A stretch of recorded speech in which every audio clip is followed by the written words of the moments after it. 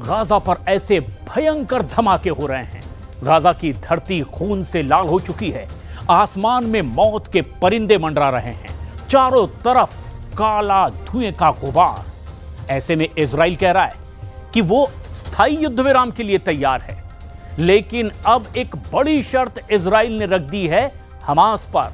Hamas से सीधे सीधे हथियार डालने की शर्त। और ये जबकि शांति के दावे किए जा रहे हो, तभी इजराइल के जेट्स गाजा में एक के बाद एक वहां लोगों को, मासूमों को अपना निशाना बना रहे हैं, बम बरसा रहे हैं। ऐसे में सवाल यह है कि यह शांति की ओर बढ़ाया गया गाजा की तरफ एक नया कदम या फिर बर्बादी का नया चैप्टर।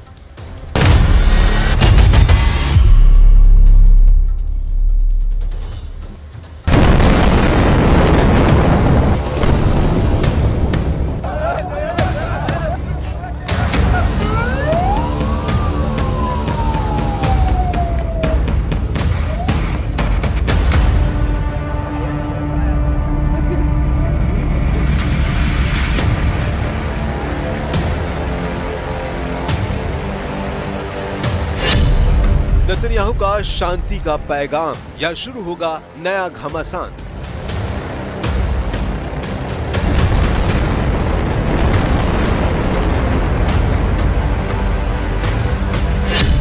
सशर्त सीज फायर की तैयारी या हमास के अंत की बारी।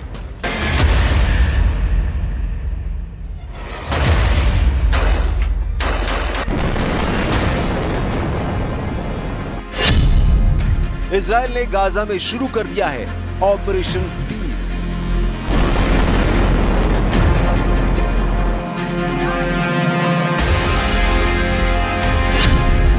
क्या गाजा में हमास की बर्बादी का नया चैप्टर शुरू हो चुका है?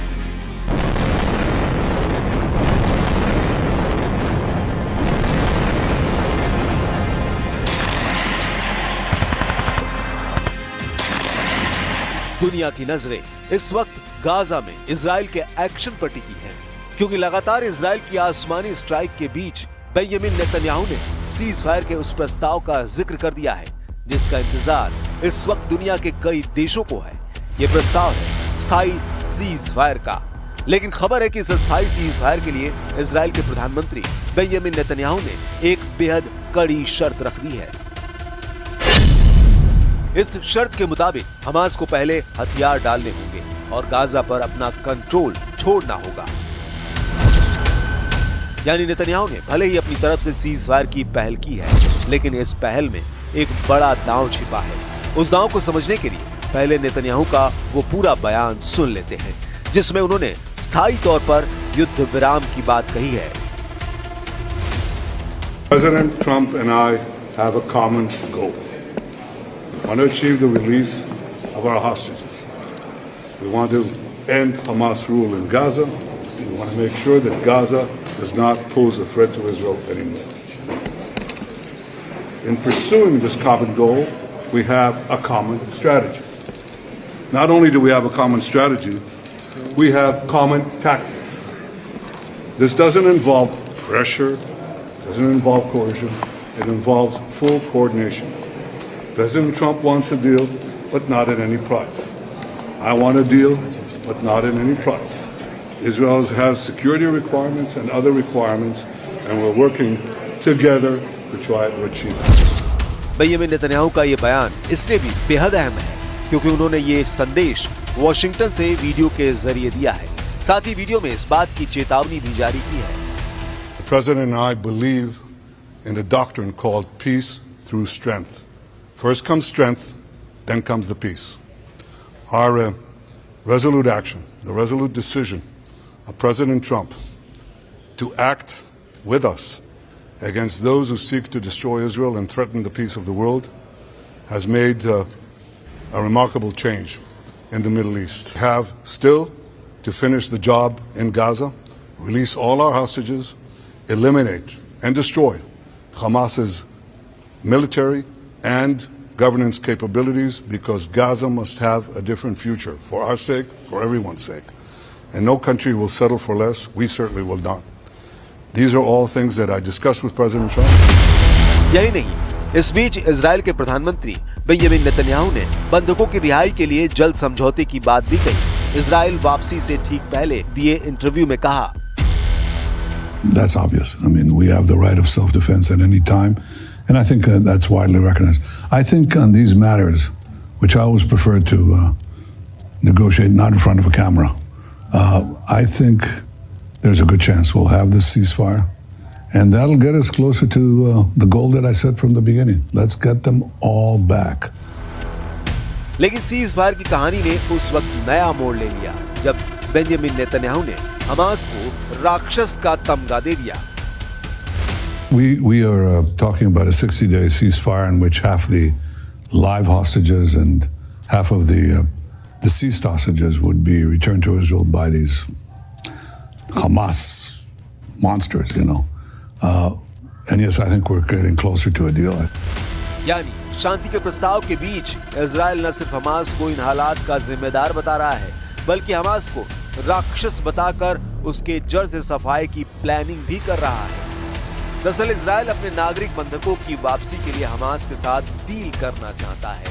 60 दिन की इस अस्थायी शांति में पहला कदम बंधकों की रिहाई है, लेकिन क्या बंधकों के नाम पर हो रही ये बातचीत वाकई निष्पक्ष है या फिर ये सिर्फ एक रणनीति है जिससे इजराइल को सैन्य बढ़त मिले और हमास को पूरी तरह कुचला जा सके। गाजा में बंधकों से कहीं ज्यादा संख्या उन मासूमों की है जो हर दिन मारे जा रहे हैं, जिनकी आवाज सुनने वाला कोई नहीं। और इन्हीं हालात को समझने के लिए आपको गाजा में जंग की ताजा कहानी को समझना होगा।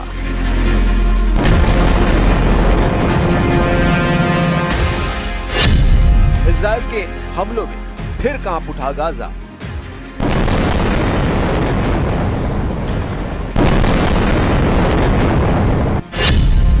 आईडीएफ की स्ट्राइक में 80 से ज्यादा फिलिस्तीनियों की मौत।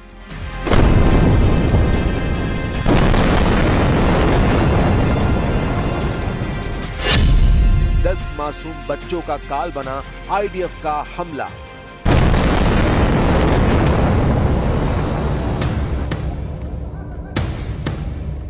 एक तरफ नेतन्याहू दुनिया के सामने अपना शांति संदेश दे रहे हैं, तो दूसरी तरफ गाजा में इजरायली वायुसेना अपना कहर बरपा रही है। आलम यह हो चुका है कि गाजा में अब जंग बच्चों की लाशों और मलबों के बीच लड़ी जा रही है।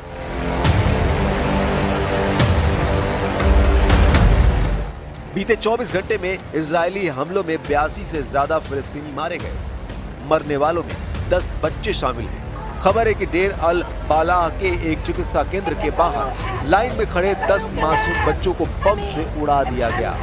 अस्पताल अब कब्रगाह में बदल चुके हैं। इजराइल का दावा है कि वो आतंकियों को निशाना बना रहा है, लेकिन बम आम नागरिकों की छाती चीर रहे हैं।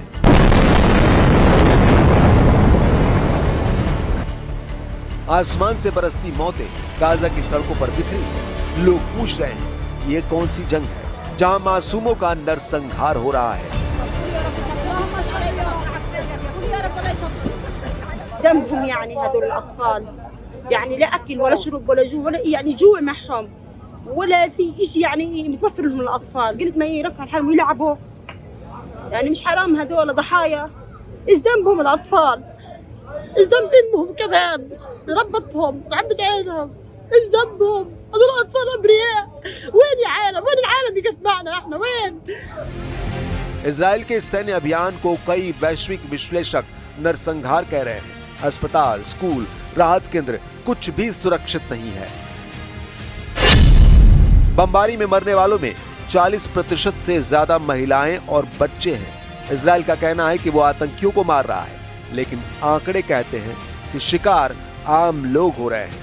गाजा का हर कोना एक कब्रिस्तान बन गया है। हर सड़क पर अब मातम पसरा है।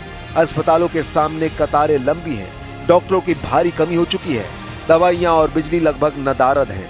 जिनके घर थे वे अब टेंट में हैं, और जिनके पास टेंट नहीं वे खुले आसमान तले जीने को मजबूर हैं।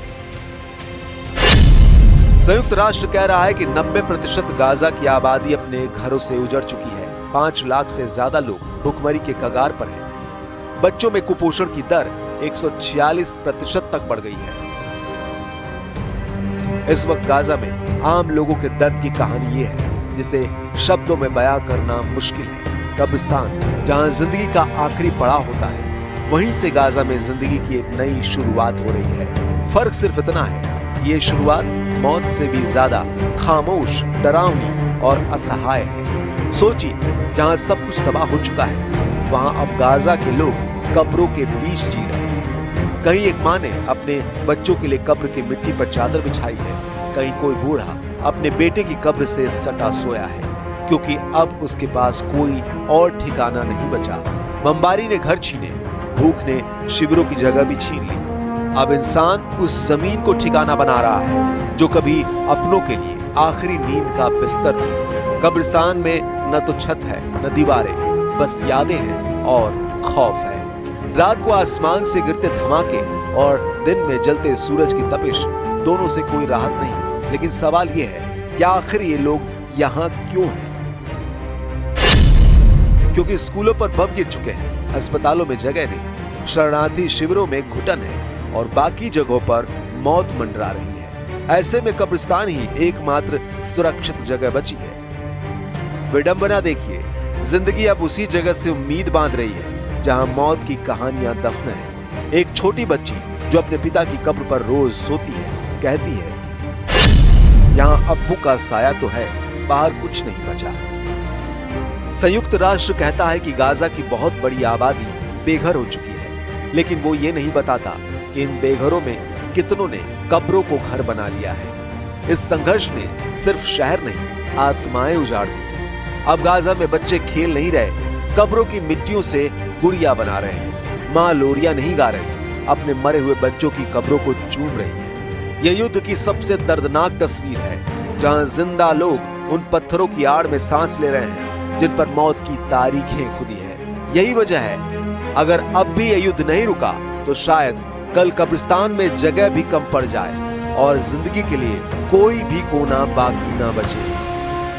इंशाल्लाह بندخل على هدنه ان شاء الله عشان بس تقف هذه الدماء، بس عشان نحفظ اللي ضل من شعبنا، نحفظ اللي ضل من بيوتنا، نحفظ اللي ضل من انفسنا، لانه كلنا गाजा में हर दिन दर्जनों ट्रकों में खाना, पानी और दवाइयां भेजी जा रही हैं, लेकिन सच्चाई यह है कि राहत ऊंट के मुंह में जीरा है।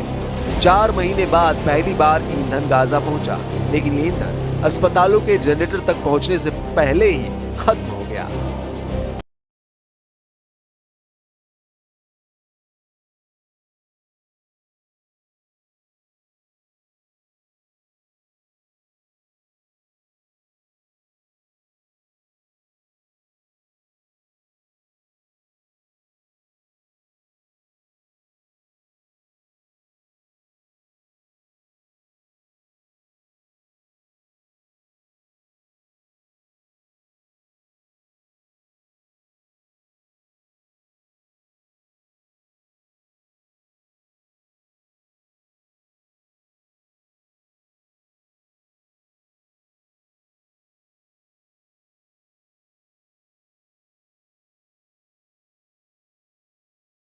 लोग बसाए जाएंगे, लेकिन जो कुछ इजराइल कह रहा है वो इतना सीधा भी नहीं है।